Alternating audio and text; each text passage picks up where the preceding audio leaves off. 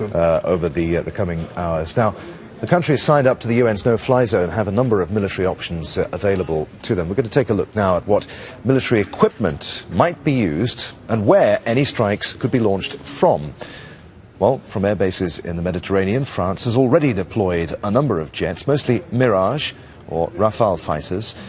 They also have AWACS aircraft, which are used for surveillance. Those are those big aircraft with the rotating radar dome on the back of them. The US won't discuss details, but their airbase in Italy has 42 F-16 jets. The US Navy also has 5 warships in the Mediterranean. Now that offers the option, perhaps, to use guided missiles. Denmark has already sent 6 F-16 fighter jets to NATO's airbase on the Italian island of Sicily. Now that base at Sigonella is also used by Canada, whose 6 F-18 Hornet jets would be ready for military action within 2 days.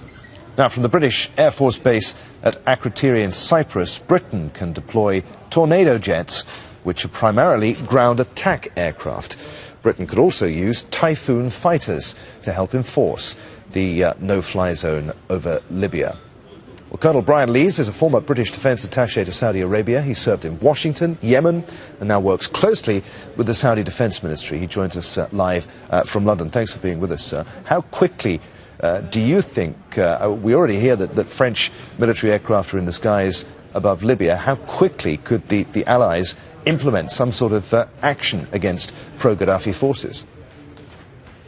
They could implement it really very quickly, but it will need careful coordination, and the more nations you have contributing, the more difficult the coordination becomes.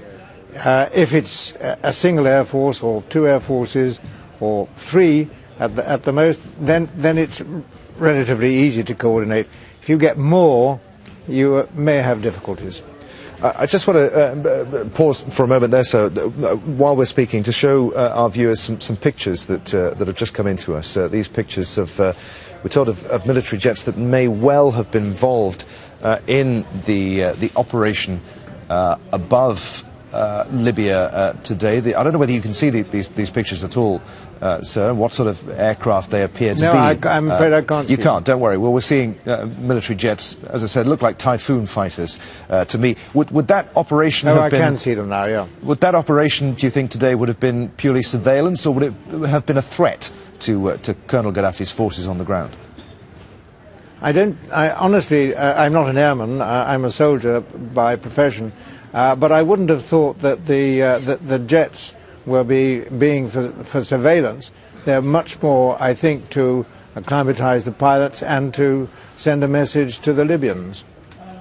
What about the surveillance will be done much more by AWACS and satellite. Okay, so what kind of operation would need to be mounted, do you think, I mean, on the limited amount of knowledge that we have, to halt any advance or any operation by Gaddafi forces in the east of Libya? Well, the main threat from Gaddafi is not from the air; it's from the ground and from his tanks and artillery. If the tanks are in the open, then they present an easy target for ground attack aircraft. So if the tanks are I'm terribly sorry. I'm terribly sorry to interrupt you. We're going to have to cross to Paris for a moment, and Secretary of State Hillary Clinton is giving a live address. Let's listen in to what she says. Truly a diplomat's diplomat. He served our country with such great distinction in so many capacities over his long and very productive life. There are a lot of days in this job when I ask myself, what would Warren do? From the Balkans to the Middle East to China and Vietnam, he helped guide the United States through difficult challenges with tremendous grace and wisdom. My thoughts and prayers are with his family and with his many, many friends and colleagues throughout our country and around the world. Now, this has been a quick but productive trip, and I want to give you a brief update and then answer your questions. First, let's remember how we got here. As you know, Americans and people around the world watched with growing concern as Libyan civilians were gunned down by a government that has lost all legitimacy. The people of Libya appealed for help. The Arab League and the Gulf Cooperation Council called for action. The international community came together to speak with one voice and to deliver a clear and consistent message. Colonel Gaddafi's campaign of violence against his own people must stop. The strong votes in the United Nations Security Council underscored this unity. And now the Gaddafi forces face unambiguous terms. A ceasefire must be implemented immediately. That means all attacks against civilians must stop. Troops must stop advancing on Benghazi and pull back from Aljazeera, Misrata, and Zawiya. Water, electricity, and gas supplies must be turned on to all areas. Humanitarian assistance must be allowed to reach the people of Libya.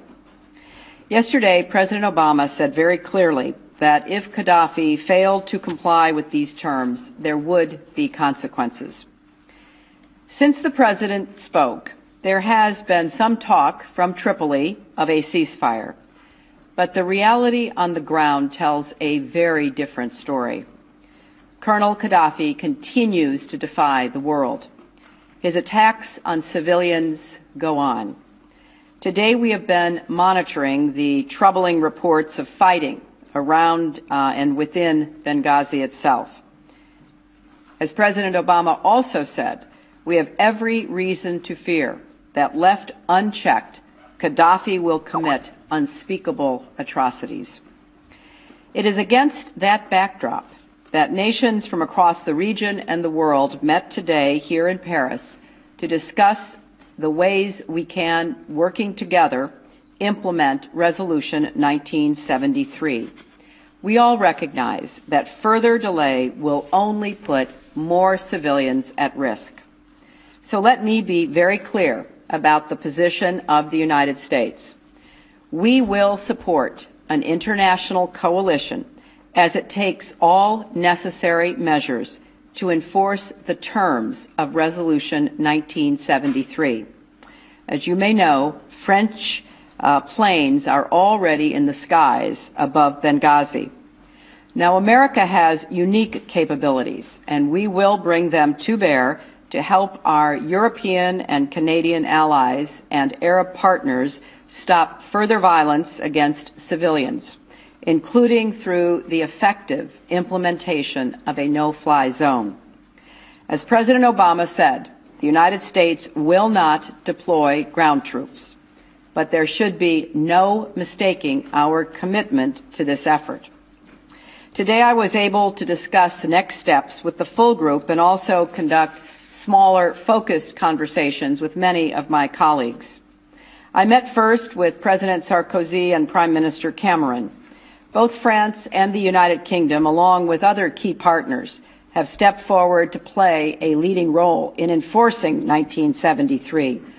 We reviewed the latest reports from the ground and discussed how we can work together most effectively in the hours and days ahead, and how we would work very cooperatively with our other partners, including Belgium, Canada, Denmark, Germany, Greece, Italy, Lithuania, the Netherlands, Norway, Poland, Portugal, Spain, Turkey, as well as others that are not in that long list. I also had the opportunity to engage today with my Arab counterparts, including Foreign Minister Zabari of Iraq, representing the presidency of the Arab Summit, Secretary General Amr Moussa of the Arab League, Prime Minister Hamad bin Jassim of Qatar, Sheikh Abdullah bin Zayed of the UAE, Foreign Minister Fassi Fari of Morocco, and Foreign Minister Judah of Jordan. We have said from the start that Arab leadership and participation in this effort is crucial. And the Arab League showed that with its pivotal statements on Libya, what really that meant. It changed the diplomatic landscape. They have sent another strong message by being here today, and we look to them for continued leadership as well as active participation and partnership going forward. With Sheikh Abdullah and Prime Minister Hamad bin Jassim, I reiterated our strong and enduring partnership. The United States has an abiding commitment to Gulf security, and a top priority is working together with our partners on our shared concerns about Iranian behavior in the region. We share the view that Iran's activities in the Gulf, including its efforts to advance its agenda in neighboring countries, undermines peace and stability. Our Gulf partners are critical to the international community's efforts on Libya, and we thank them for their leadership. We also had a constructive discussion on Bahrain. We have a decades-long friendship with Bahrain that we expect to continue long into the future. Our goal is a credible political process that can address the legitimate aspirations of all the people of Bahrain, starting with the Crown Prince's dialogue, which all parties should join. Of course, that process should unfold in a peaceful, positive atmosphere that protects the freedom of peaceful assembly, while ensuring that students can go to school, businesses can operate, and people can undertake their normal daily activities. My GCC counterparts said they share the same goals in Bahrain.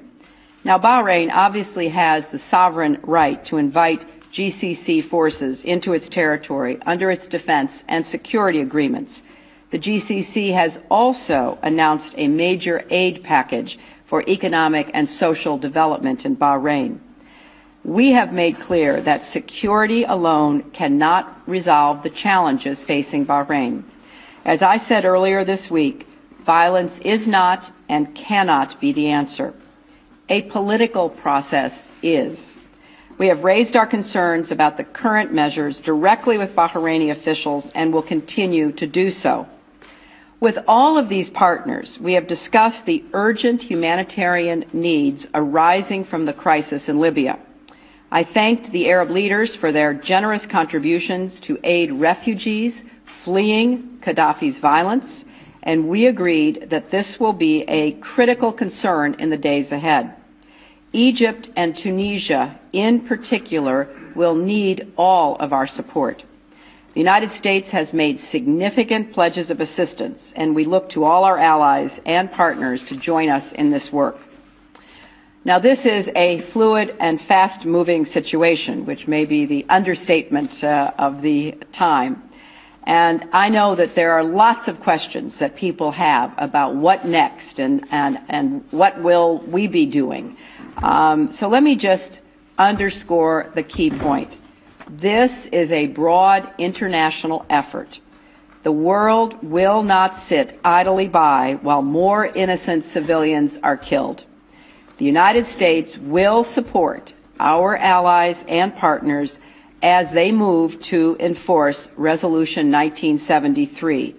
We are standing with the people of Libya, and we will not waver in our efforts to protect them. Thank you. Madam Secretary, will